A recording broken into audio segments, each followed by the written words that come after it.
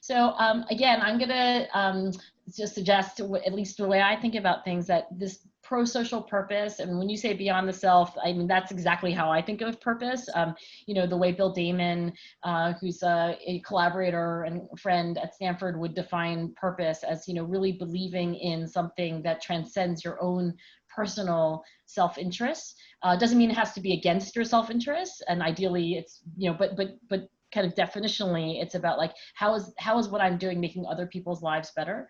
So I think of that as, again, an element of grit, and in particular of the passion side of grit. So when I think of somebody who is truly passionate, I mean, if I sit down, well, I used to sit down next to people, but now I don't anymore. But anyway, if I ever can sit down next to somebody again on an airplane or a train, and they tell me what they do for a living, and then they say, I love what I do.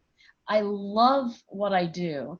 It typically means that they have two things. They have interest in what they do, intrinsic curiosity, like they're like a kid, like who would ever get bored of fill in the blank, and that they have purpose, that this thing that they're doing fulfills the need to transcend their own self interests and to be, you know, oriented toward others. And if you have both intrinsic curiosity that never runs out and a sense of abiding pro-social purpose about your work, you're the sort of person who would say, I think I love what I do. So again, like resilience, I think of purpose as being, you know, elemental to, but not, you know, everything about grit.